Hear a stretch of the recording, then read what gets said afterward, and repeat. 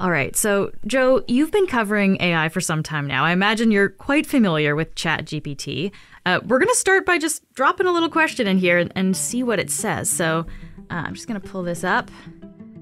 So let's be silly. Write me a haiku about springtime. So it's thinking. So, Joe, what's happening here? I've just typed this in. What's actually going on?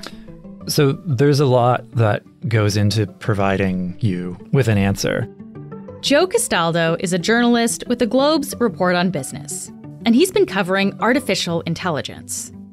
Probably one component that people might overlook or not think about very much is, your question is being pinged to a data center somewhere in the world where some pretty powerful, sophisticated computer chips are powering the AI model to do a bunch of calculations to write that for you. It's these very powerful and very expensive computer chips that allowed ChatGPT to generate this little haiku. Blossoms gently sway. Birds sing in the morning light. Springtime's vibrant play. Like, we think about AI and digital services as being kind of ephemeral, like, everything's in the cloud, just this data zipping through the air. But it's really tangible. It's metal and plastic in these computer chips that fill very large data centers around the world.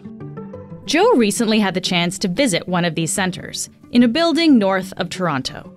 It's just a room. It's not much to look at. It's a room with fluorescent lighting, filled with these tall black obelisks, like from 2001 or whatever, but they're filled with computer chips like CPUs and GPUs, and it is very noisy in there because there are a lot of cooling fans just constantly spinning around, and it creates this unrelenting whoosh.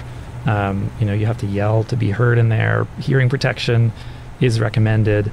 They're also generating a lot of heat, these chips. Like, if you open up the back of one of these server racks, it's like, it is like opening up a hot oven. As more and more people and companies use generative AI, we need more and more of these supercomputers. Without them, it's going to be hard to develop better AI. So today, Joe is going to explain why this is a particular challenge for Canada. I'm Menaka Raman-Wilms, and this is The Decibel from the Globe and Mail. Joe, thank you for being here.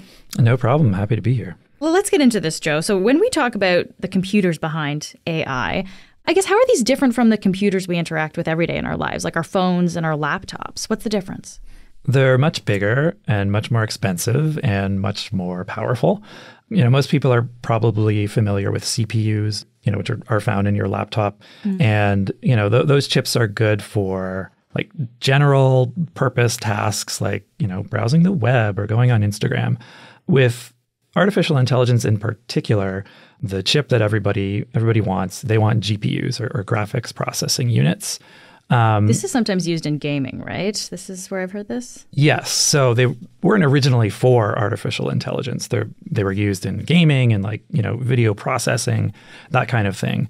They're good at taking a big complex task, breaking it down into smaller tasks, and doing those smaller tasks at the same time.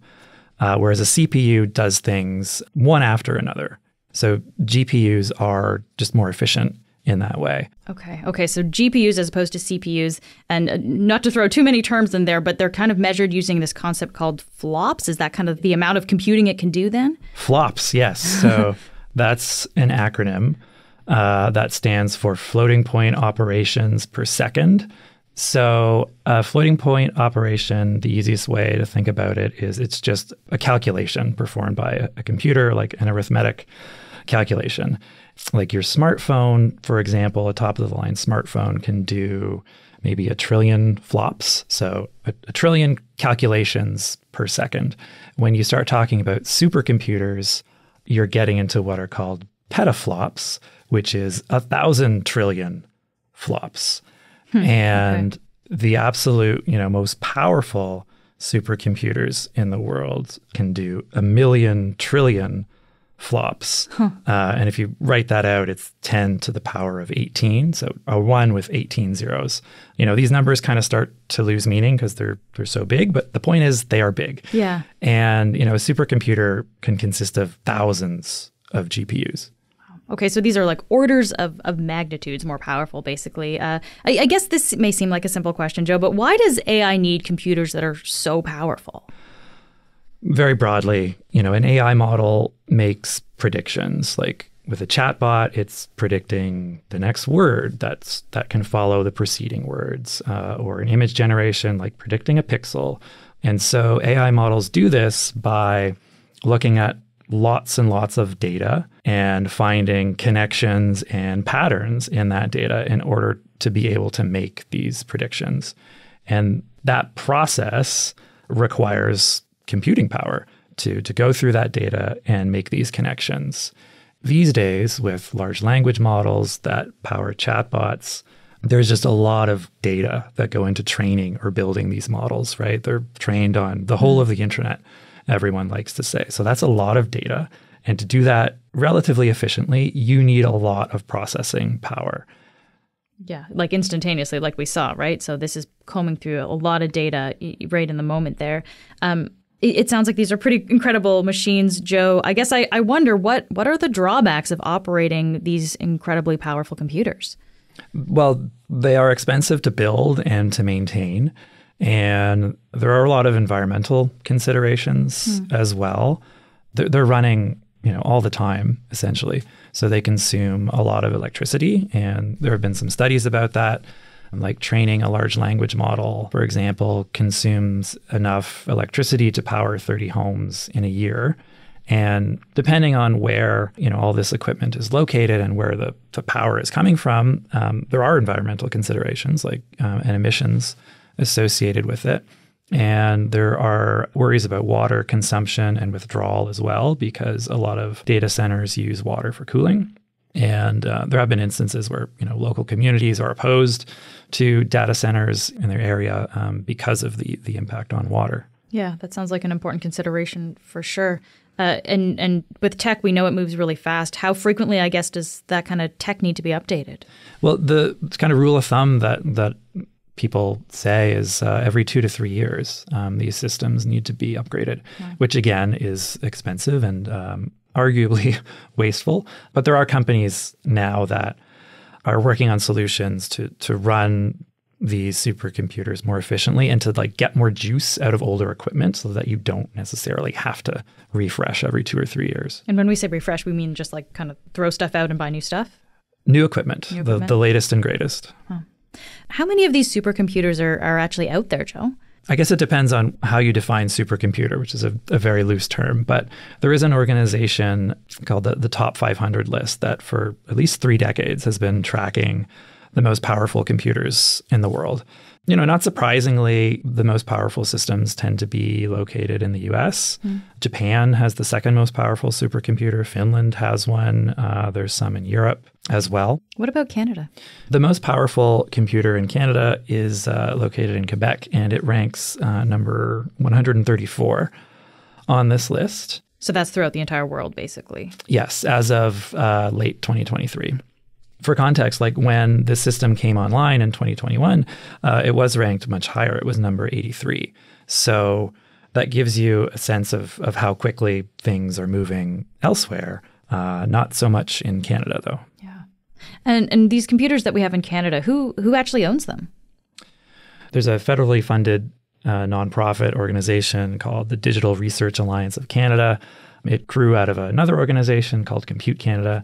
There is sort of public compute infrastructure here that is available for academia, so university and college researchers, overseen by the Digital Research Alliance. And there's 5 host sites in Canada. So there's some in BC, Ontario, and Quebec. And when you use the term compute, Joe, that's essentially AI lingo for computing power, like the power of those GPUs, those graphic processing units. I guess what I'm trying to understand about the computers in Canada, Joe, you said these are government funded. So are they also government owned? They are government funded. I think they tend to be owned by universities. So the Niagara cluster, which I visited, that's technically owned by the University of Toronto. But any university or college researcher can theoretically access it. Okay. And so the purpose then is for these to be used for research primarily. Research in any domain. So not just AI, but anything like chemistry, biology, climate science, anything that requires number crunching, essentially. Any sort of academic study, they can be used for that. And it sounds like you said they're government funded. That seems like a lot of money for the government to spend. Are there companies, I guess, helping to pay for these as well? This is all publicly funded infrastructure. On the private side of things, companies can build their own. They can buy GPUs and build their own data centers. That's expensive to do. It's not something that startups in particular have money to do. So if they need to build an AI model and then run an AI application, typically they have to buy access through a commercial cloud provider like Google Cloud or Amazon or Microsoft. And that's becoming harder and harder to do because everybody wants to do AI. And the other problem is even getting access. Like even if you have money, that's not enough. A lot of companies rely on established relationships they have with cloud providers in order to get access. Otherwise, you could get put on a wait list. You have to pony up a lot of money up front. And that has implications as well because companies, they're spending more money to do this. If access is a problem, maybe they're not moving as quickly as they could be otherwise because they're waiting for access. Or maybe they're just, scaling down their ambitions. And you mentioned, of course, this is not cheap to do. So how expensive are we talking?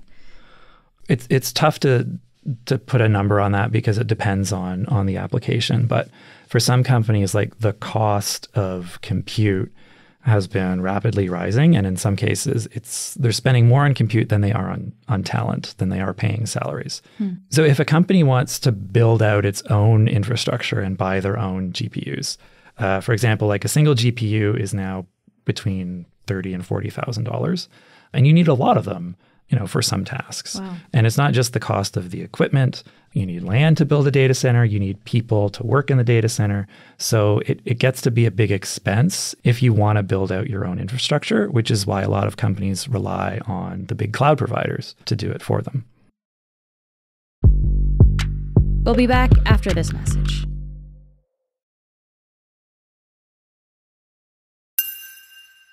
Okay, so there's kind of the bigger companies that can do this or governments. So in Canada, it looks like the federal government is really behind the funding here.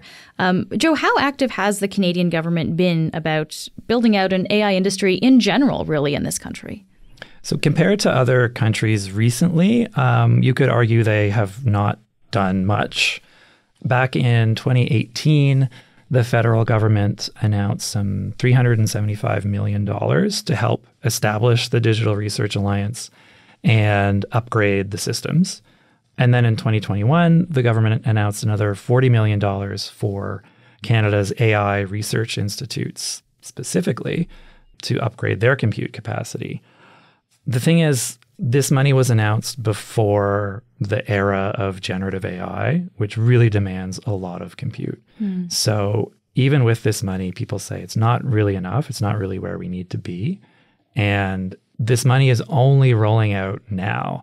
So Canada is moving quite slowly in this area. And this money would double the capacity on the public side of things, like that public computing infrastructure for academia.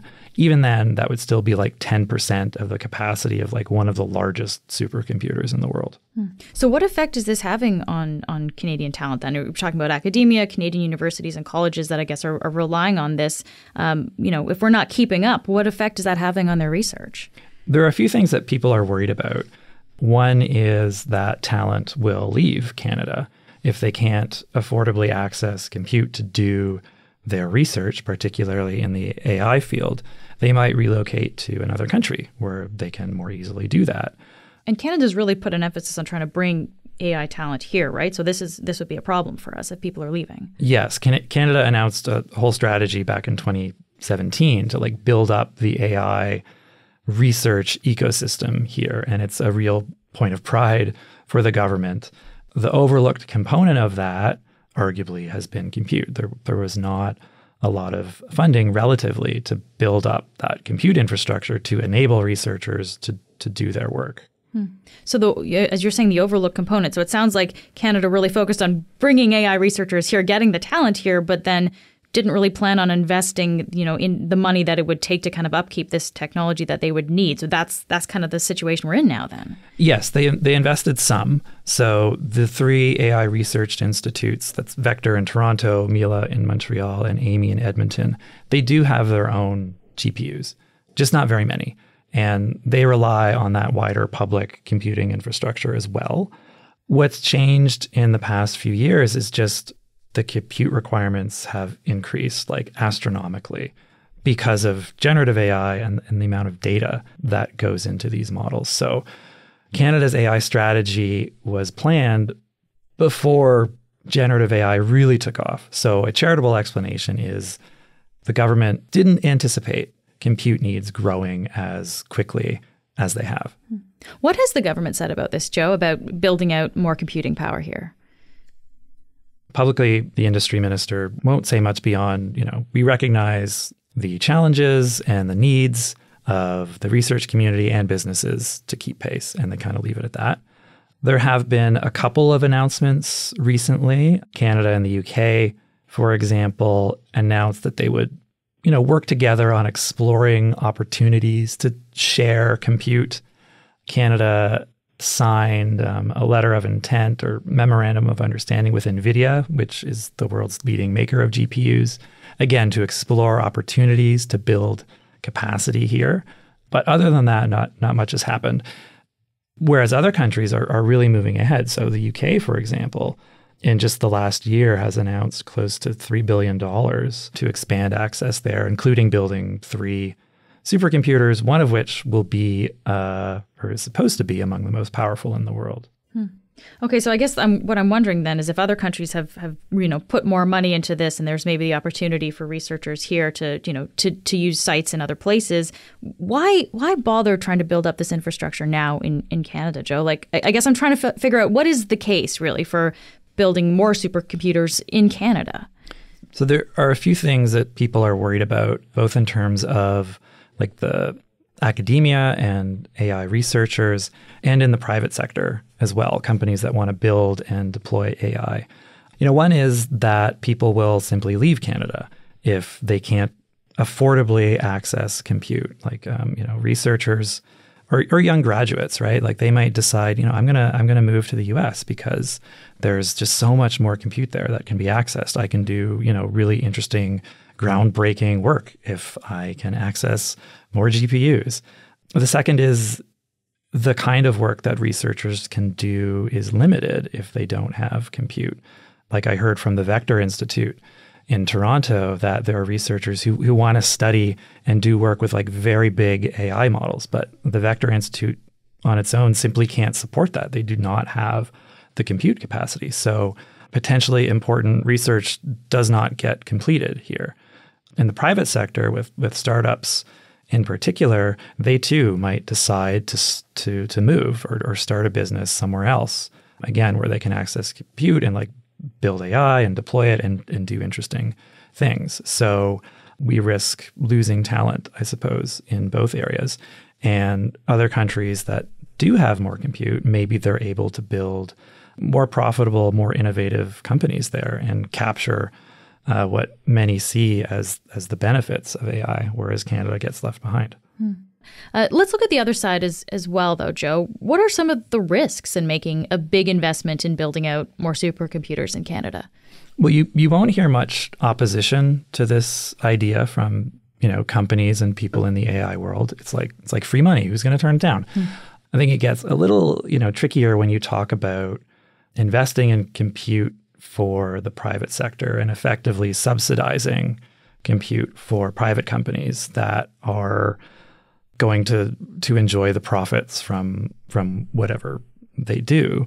Because this would be government money, so kind of tax-generated money, essentially, the government spending on AI that could be benefiting private companies. Yeah, public money for potentially private gain. The reality is, like, it's generative AI in particular that is driving demand for compute. And it's still a new technology. It's yet to really prove its worth, I would say, beyond a couple of smaller examples. So it's uncertain. So, maybe it helps companies grow and hire more people, or maybe it leads to a bunch of job losses. We don't know. Yeah, that uncertainty. I mean, when you mentioned people are looking for $1 billion, right? If that's $1 billion of government money going to that's $1 billion not going to healthcare or education or other things, right? So there's got to be that kind of trade-off to think about too. Yeah, that's true. And so the economic case for generative AI, it's still being proven out. There's a lot of concern about low productivity in Canada. The Bank of Canada was warning about that last week, that this is an emergency. And a lot of people think generative AI can boost productivity. There was a study by the Conference Board of Canada earlier this year that found that if every business invests in generative AI, it could boost productivity by 2%. And one economist I spoke to said, that's not insignificant, but it's also not game-changing. So there are questions to consider, of course, before making an investment like this and sort of really proving out why it's worth it. So, Joe, I imagine people are looking to the upcoming federal budget in mid-April to see if there are any dollars allocated to computing power for AI. But even if there are, of course, it sounds like that would take some time to develop. What could the government do in the short term, really, to work on this? There are a few options that people have been discussing. So one is that the government just buys capacity through Google Cloud or Amazon or Microsoft or whoever. So they buy access and they develop a way to allot that to companies so that they can use it. Another thing is to just buy GPUs directly from a company like NVIDIA to ensure that Canada has access to these chips. And some countries are looking at this as a sovereignty issue, they want compute in their own country because it's that important.